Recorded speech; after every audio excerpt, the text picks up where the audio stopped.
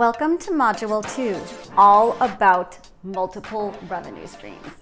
As I mentioned earlier, this is one of my 3 main reasons for creating this project plan and system in the first place, so I could have multiple revenue streams in my life. As an early stage entrepreneur, I know there is no such thing as a guaranteed job. Technology is sculpting the future of work, and technological advancement is expected to continue to increase. What we have seen in the last decade is not an indication of what we are going to see over the next 10 years. It's going to move even more quickly. And because in the last century, if you think about it, we've seen unimaginable advancements in robotics and AI and spaceflight and the internet and medicine and more. What unimaginable advancements are going to be coming over the next 100 years or the next 10 or 20 years? Things that we couldn't even imagine or dream about.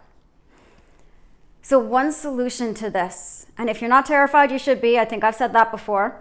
So a solution to this is to be a lifelong learner and to keep up with these technology shifts that have impact on the way people earn money, survive, and thrive. Now, one major reason it's important to have a personalized, unique platform for yourself, which paints a very clear picture of who you are and the value that you offer, is so that you have more opportunities, because we are in a new simple reality and the world has adjusted to fit these new standards of technology already. And now companies are adapting, and if you are a thought leader, you of course have to evolve as well. The days of our parents that, they went to school, grad school, work at the same company for their entire career, retire at 65 with a nice pension, they're gone. Now, if you gain expertise in a certain area, you're going to be especially sought after, and people are going to want to hear your perspective if you are current, and you're going to gain easier access to other industries and projects because you can bring that skill set with you and learn a few new things and then launch out in a different direction. I've even seen healthcare companies hire C-level executive positions for people who have never had any experience in that kind of company before, because that person has a unique platform and a skill set outside the company. So in that case, they offer the company something very valuable, which is a unique perspective and a fresh approach. Now, if you think about my example, my main focus is within, of course, healthcare and biotech, but my skill set, it's in developing relationships, sales, storytelling. If I want to hop on over into another industry besides biotech and healthcare, my skill set absolutely is going to seamlessly follow me. Of course, I'm going to need to take some time to learn the fundamentals of the new industry, but those skills, they transfer seamlessly. So building your unique platform in a specific vertical is not going to limit your future opportunities, and it's not going to pigeonhole you in your career. Instead, it's going to allow you to become well-known enough so that you can launch in other verticals in the future. Early stage startup companies follow this same type of trajectory. They know they first need to create their product for a niche, a well-defined market, and a potential customer base to get that early traction, revenue, and awareness. And then once they have traction, they can expand their number of products or services, grow their customer base, and even launch in entirely new verticals.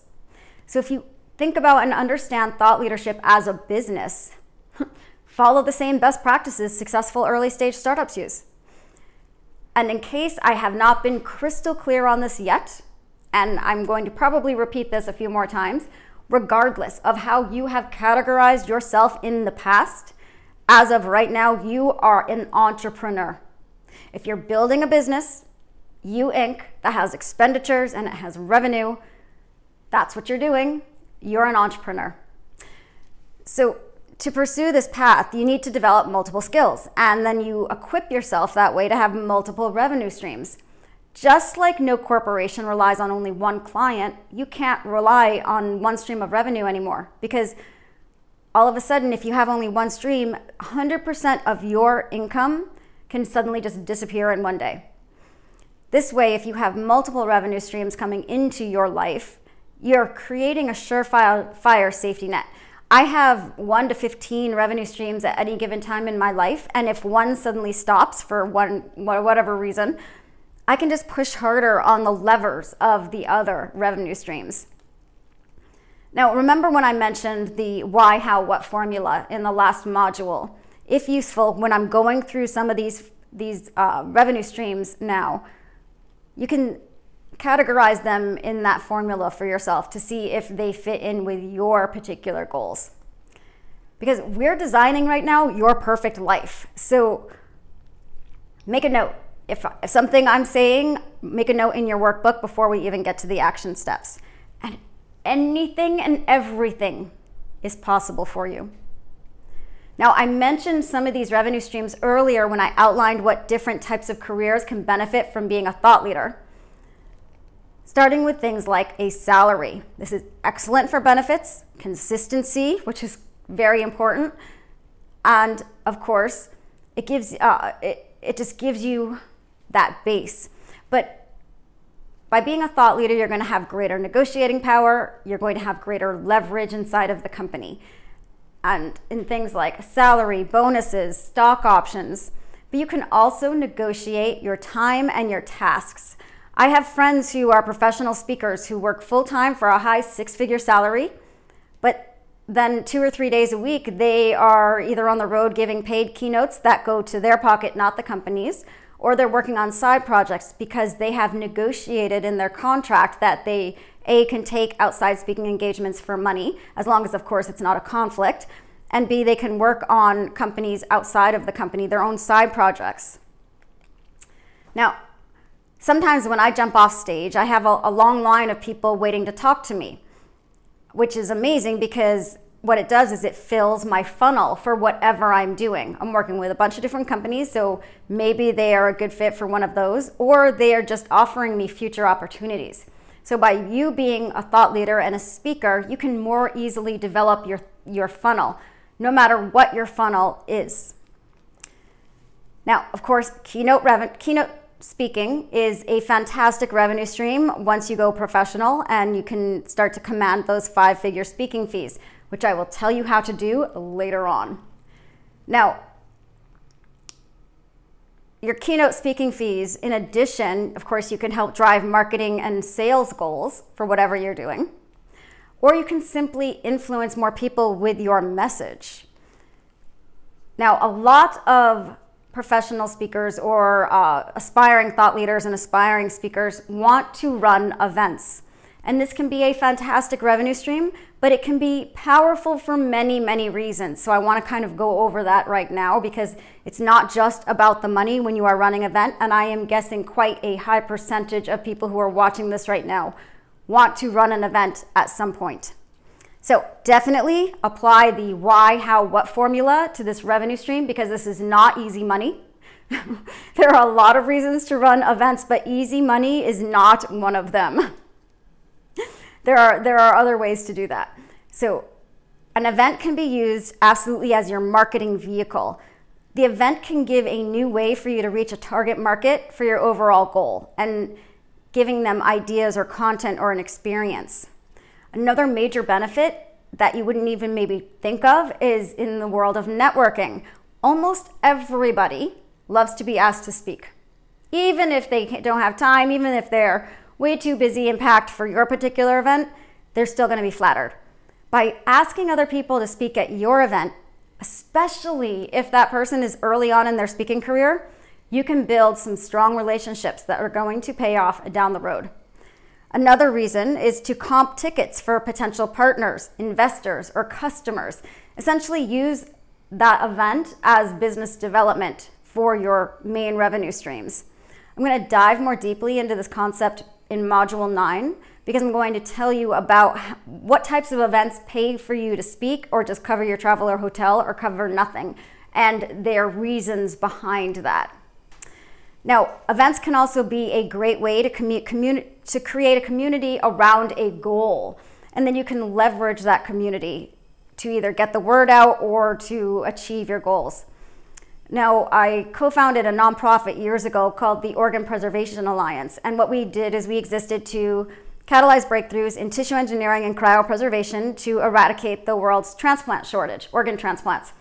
And we were a nonprofit. We had no funding, very little at the time. And we basically aggregated all of the cryobiologists and got a whole bunch of the tissue engineers, scientists in the room multiple times a year to create a roadmap to success, to successful cryopreservation. We even ran events at the White House, the Department of Defense, and DARPA so that we could help get funding from those agencies for the scientists. So what we did is we created a community, and that community worked together essentially to get millions of dollars eventually out of the Department of Defense in terms of grants to develop the science, right? We didn't profit from this directly. I didn't make any money. It was a nonprofit. I donated my time, but we did catalyze something and really helped make a difference in the world of science. Now, what's to remember here, especially if you're going after an event for the money, you want to make a profit, you have to remember that an event is an actual business, because I've seen far too many people decide they suddenly want to run an event and they have zero event experience. And this is a problem because they look at it like, oh, they ran their party or they had a wedding or they had a big event of some kind for their family. And they don't realize that putting on an event that costs attendees money so you're expecting to make a profit is a completely different animal. I'm not talking about having a bunch of free events. I'm talking about if you want to make some real money. Now, of course, this can be great, but if running really profitable events were that easy to do, event people would be rich. They're not, right? So, first year, you might actually be in the red unless you have an experienced team who knows how to contain costs and do exceptional marketing and closing sales with a built-in market ready to buy a ticket. So this might be something that takes a while to develop the actual profit from. It's not a one and done type of thing. Now, I've also worked with people who launched events for the first time and they do the math in their head and they say, oh, I'm going to rent out a 500-person auditorium and I'm going to fill it to the brim and everyone's going to pay $500 for their ticket. And then they do the math in their head and they come out to $250,000 of revenue. That will never happen. It's the rare event that actually sells out at its top ticket price. And unless you have a huge engaged market already, your marketing and sales is going to be by far your hardest part of running an event. Key to any great event is marketing, marketing, marketing if you want to turn a profit. Now, another place I see people get into trouble is that they spend most of their time thinking about the content and who's on stage, and then everything else kind of falls off their radar. In reality, about 10% of the work of putting on an event is the actual content and speakers. Think about it. No business would ever focus on just the thing that the market, their audience sees, right? All successful businesses know it's a sum total of many departments working together that makes them successful. So think of terms, what if Apple did that? What if they spent most of their time just on what the iPhone looks like in its package and on the inner, and how it feels in your hand, and less than 10% on the software, making sure the hardware works perfectly, marketing department, sales department, legal department, finance department, R&D department. They wouldn't do that. They wouldn't spend most of their time just on one aspect. Neither should you. Oh, and by the way, Apple in 2015, which was the last numbers they released, spent $1.8 billion on marketing, and they have a huge built-in market. Now, one type of event that can be very, very lucrative is what's called a mastermind. And these are a hybrid, essentially, between an online event, an in-person event, and a community. And it's usually a 6-month or a year-long mastermind thing. So it's a greater commitment for your time and energy, but you can charge a lot more. Minimum buy-in, I've seen some for about $500 a person, but a lot of them range between $5,000 and $25,000 a person, and some go all the way up to $100,000 a person. Now, if you multiply that by 5 or 15 people, if you have a small mastermind, that's a pretty good income stream.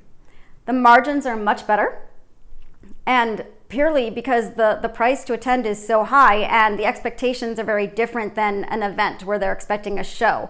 A mastermind is more like a think tank almost. Now, keep in mind, masterminds are ongoing.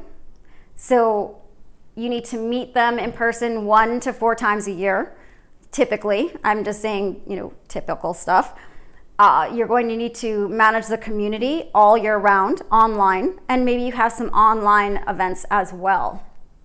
Now, ultimately, the goal of a mastermind is to provide a space for like-minded individuals to really communicate with each other and simultaneously advance each other's careers. So curating who is in the room at any given time is incredibly important.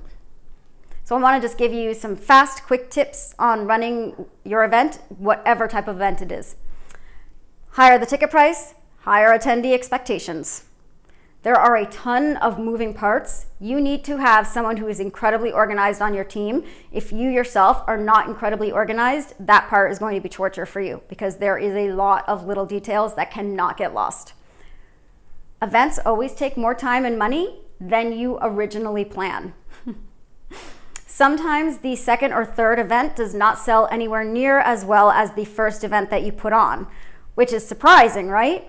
Well, let me tell you why. And this is true with a lot of different types of sales. What happens is when you launch an event, you can very easily reach all of your first connections. If you think about, LinkedIn, and you see how you have your first connections, your second connections, and your third connections, well, think about your world of first connections, regardless of what social media platform they're on, or if you just have them, you see them in the real world. And so what happens with that first event is you exhaust your cheerleaders. These are the people who already believe in you, already trust you, and they already, if they have an interest, buy a ticket.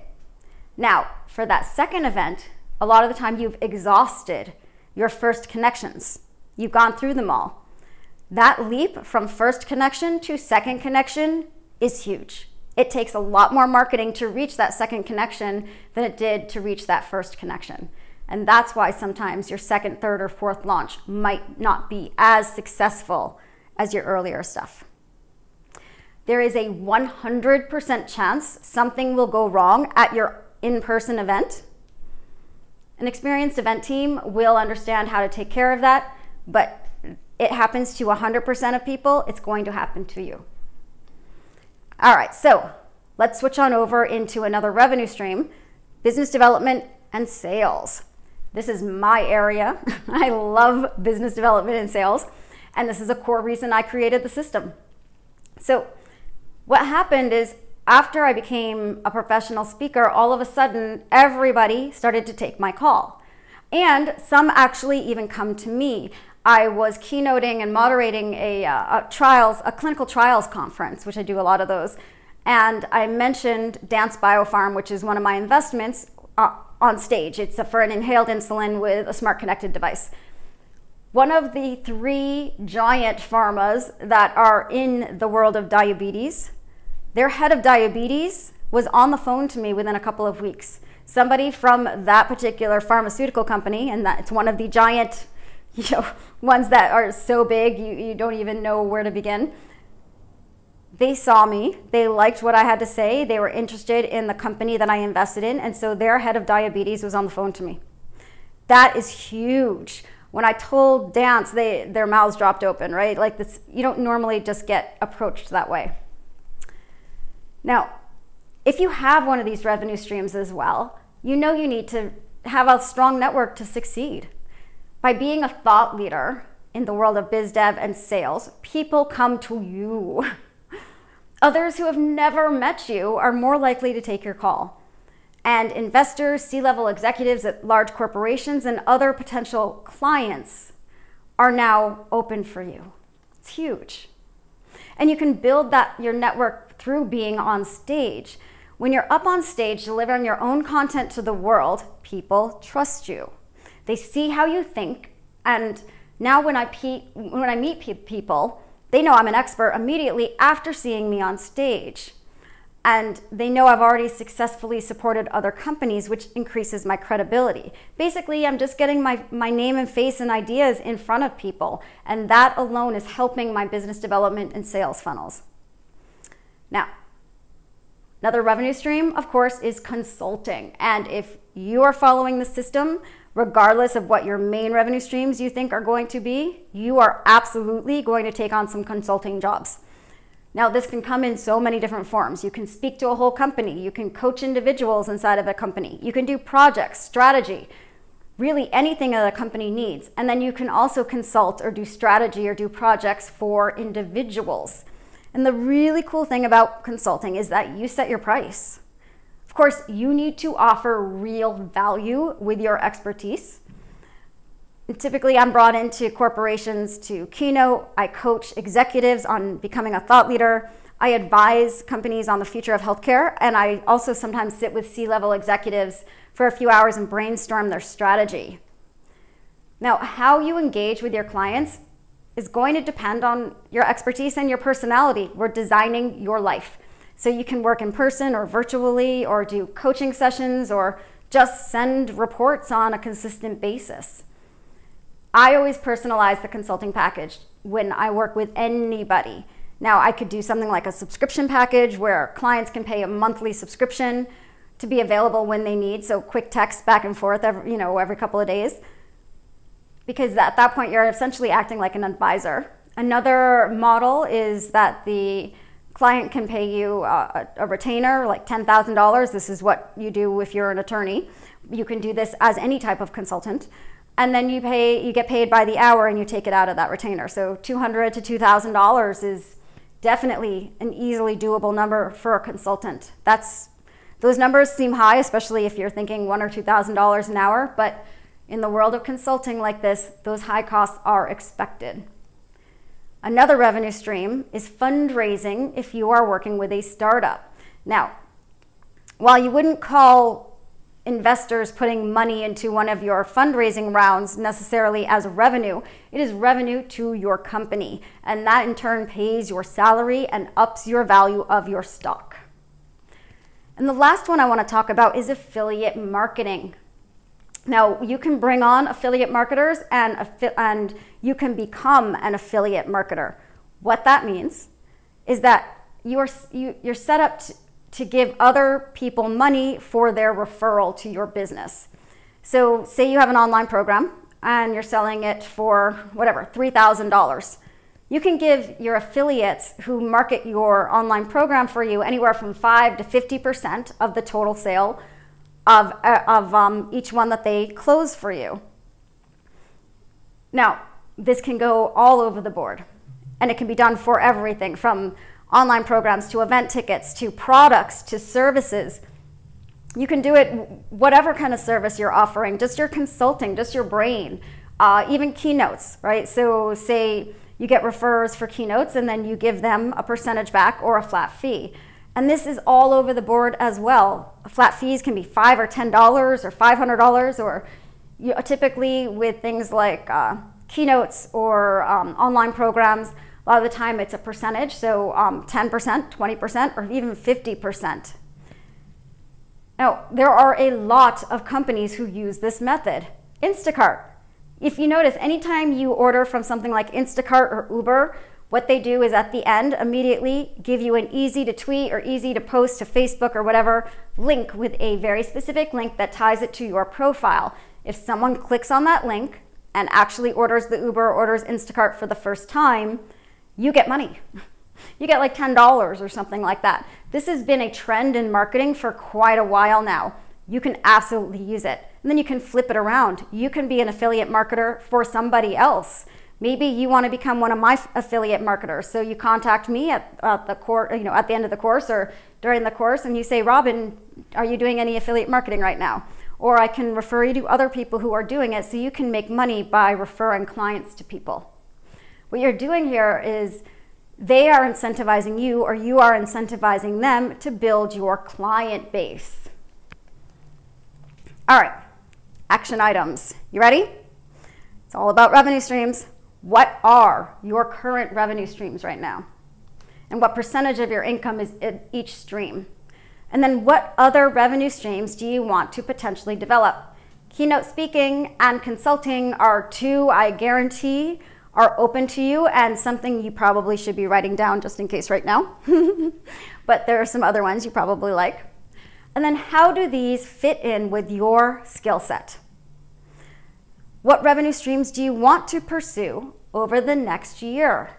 And what skills do you need to learn, or what people do you need to hire to help you develop those revenue streams? Because you are going to need help for some of these. Nobody does anything alone. I use teams of people to get everything done. You are going to need that too. So that's it for now. Make sure to write things down. Writing things down solidifies them and gives you that roadmap to bring on other experts to help you. I will see you in the next module.